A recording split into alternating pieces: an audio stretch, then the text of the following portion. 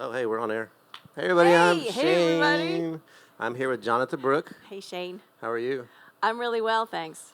You're better now. Cheers to you. Well, this is a 2013 Brunello, which happens to be one of my favorite things. I specifically bought that for you.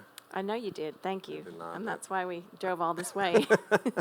Well, speaking of that, I usually start these off by talking about the history of the artist and the venue.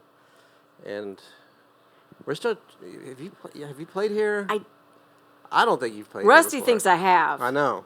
But it might have been when I was 14. We worry about Rusty sometimes. Yeah, His well, memory. let's say that I did. Okay. Because Well, you then did it tonight. did feel like a homecoming. We enjoyed it, so we got to do it again soon. I had such a great time. I mean, When's the last honestly. time you were in Houston? I was here actually working on a musical with Joe Sample in Okay. 2014. Okay. That's That still might have kind been of a long time ago. Yeah. It's almost It's 10 pretty years long. ago. Huh. Well, come back more often, please. I will. I'll keep the Brunello stocked for you. Please, I saw there's 2 more bottles, so just save those for me.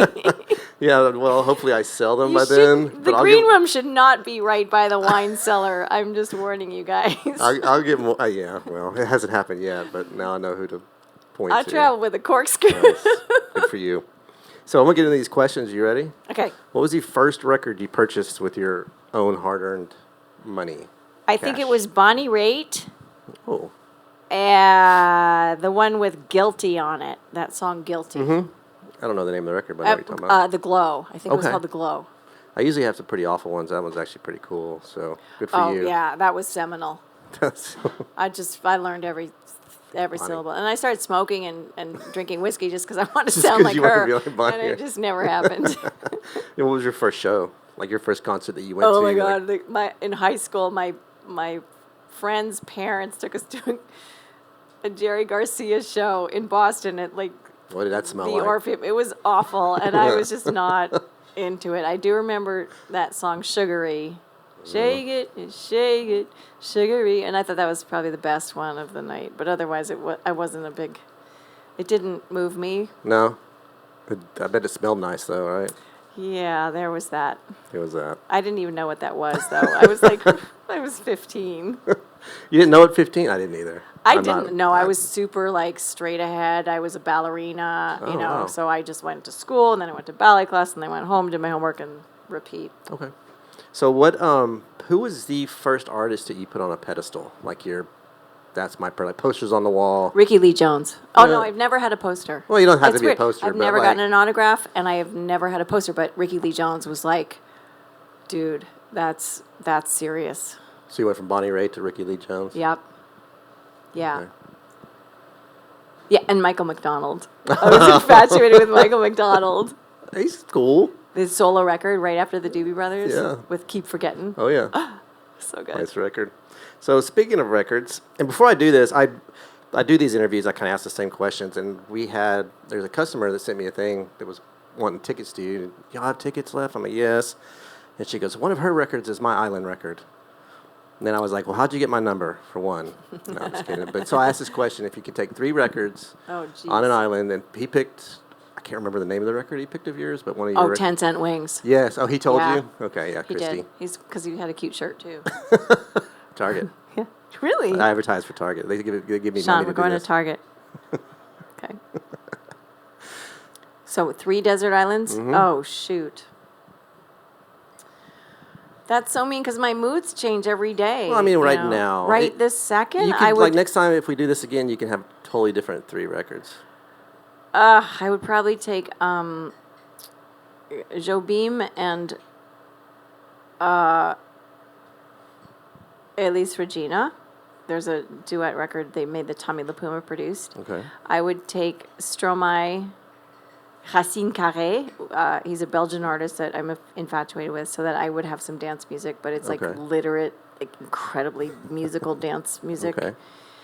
And I would probably take, I don't know, because I'm so sad about still, I know Lyle Mays died a minute ago, but Pat Metheny Off Ramp. Okay. I know one of those records, the Pat Metheny one. But I mean, that's the record I'd listen to if I came Oh, to that Islands. record just kills me, yeah. So, in your growing up, did you have a specific moment, like an aha moment, to be a performer that you like heard something, saw, read a lyric? Was there something you did, or was it kind of just something you fell into? I was a late musical bloomer. I was always a dancer, so my parents kind of forced me to go to college. I would have moved to New York and just been a dancer if my parents hadn't intervened and sent me to college.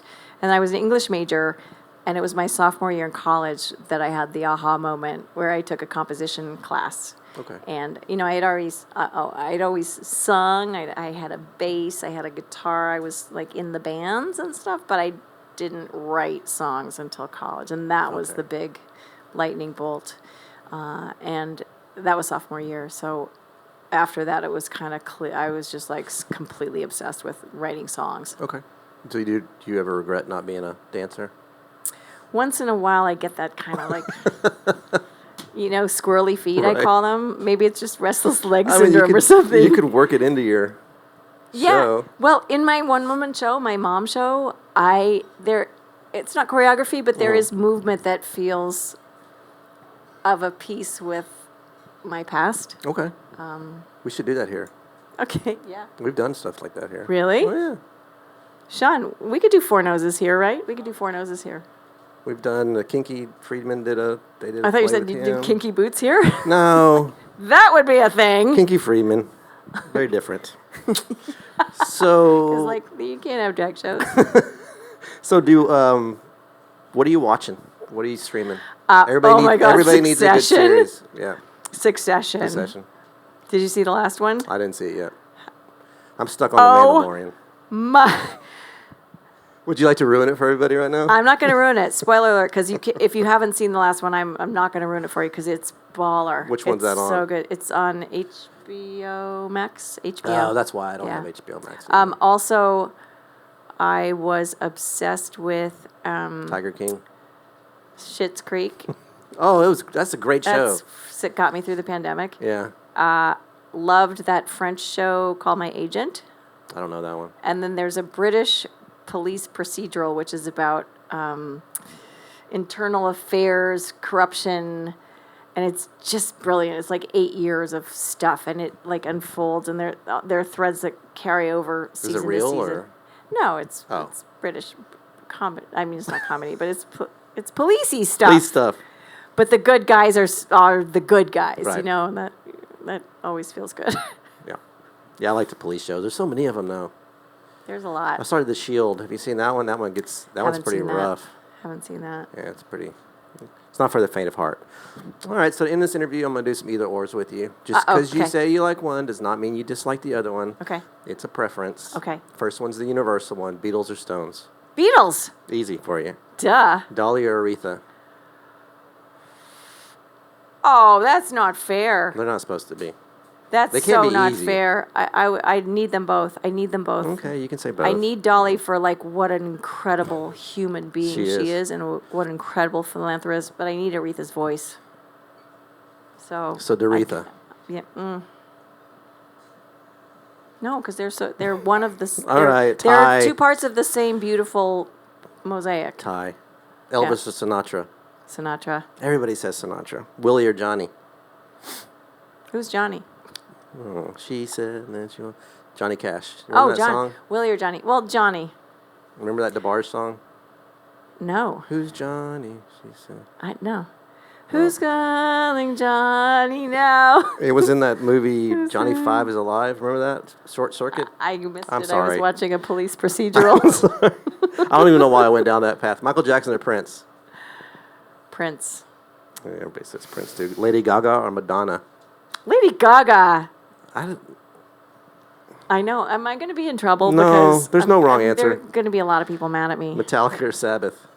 I don't know. That's what everybody says. Metallica, I think? Yes, that's the right answer. Yeah. Because aren't they Danish?